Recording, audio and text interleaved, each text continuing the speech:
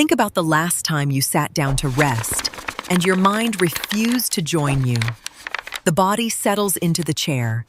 The tea is warm. And still the thoughts keep circling. The unanswered email, the thing you said in 2009, the appointment next Tuesday. Resting your body turns out to be the easy part. Quieting your mind is the harder one, and no amount of effort seems to help.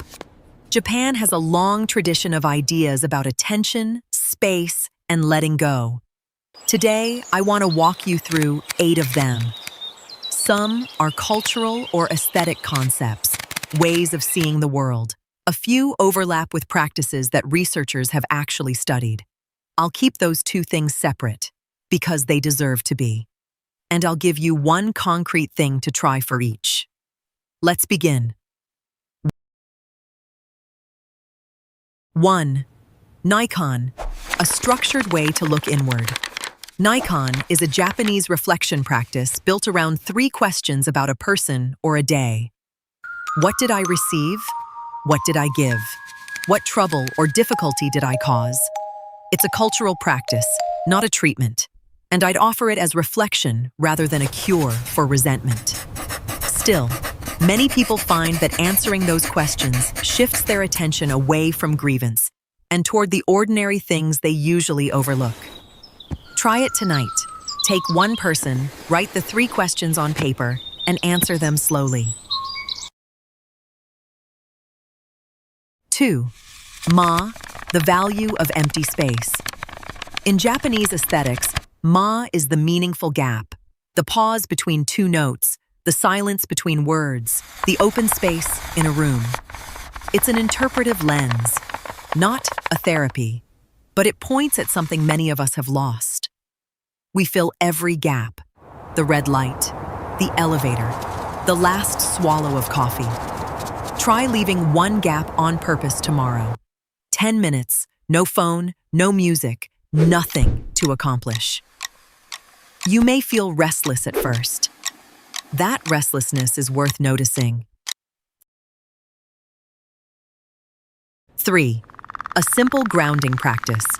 Here's one that comes not from folklore, but from stress management guidance, including a WHO illustrated guide. When tension rises, place one hand flat on your chest. Feel its weight and warmth. Breathe slowly, a longer breath out than in, and name 5 things you can see and 3 you can hear. This is a basic grounding exercise. It won't erase strong emotions, and it isn't a substitute for care, but for many people, it takes the edge off a difficult moment. You can do it in a waiting room or at 3 in the morning. 4. Shinrin-yoku, or forest bathing. This one crosses from culture into research territory, so let me be careful. Forest bathing is a concept that originated in Japan in the 1980s. The idea is unhurried. You walk slowly among trees with no goal, letting your senses take in the light, the smell of soil, the sound of wind.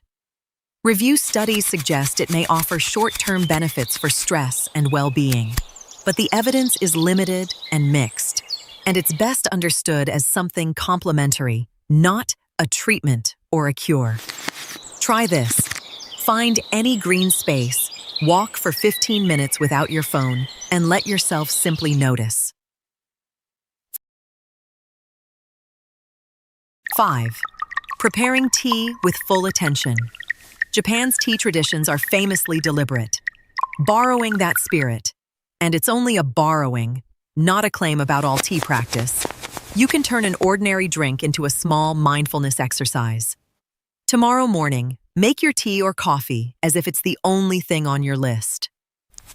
Feel the warmth move into the cup. Watch the steam. Give it 2 unhurried minutes of attention. Mindfulness like this may help some people feel calmer. It doesn't guarantee that anxiety disappears, and that's an honest thing to say. 6. Mono no aware, a tenderness toward passing things. Mono no aware is the gentle, bittersweet awareness that nothing lasts, and a way of finding that beautiful rather than only sad. It's a way of seeing, not a technique. Cherry blossoms are the classic image. People gather beneath them precisely because the bloom is brief.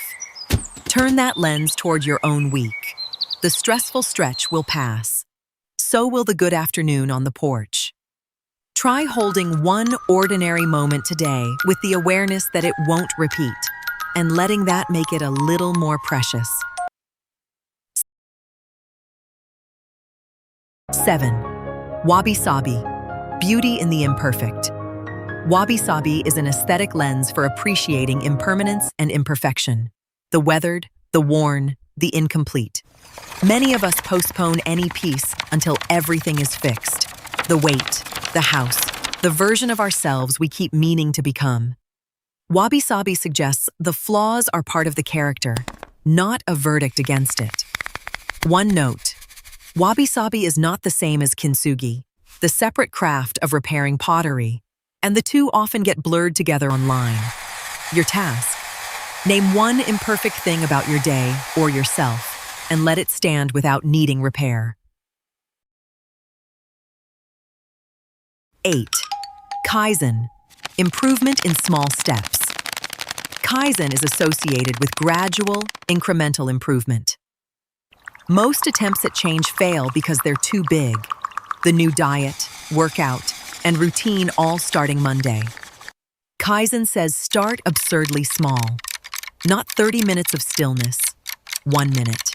Not a transformed morning, one deliberate breath before you stand up. A small step you'll actually repeat beats a grand plan you abandon by Friday. So there's the thread running through all 8. Not adding more, but making a little room and doing one thing with your full attention. Reflection, a pause, a slow walk, a warm cup, one honest word before we close. These are gentle habits, not medical care. If anxiety, low mood, grief, or sleeplessness is disrupting your life, please reach out to a professional. None of this replaces that support. Here's your one small action for today. Pick a single item from this list, just one, and try it before bed. Then tell me in the comments, which of the 8 are you starting with, and why that one? And if you'd like more calm, practical ideas made with people over 50 in mind, consider subscribing so the next one finds you.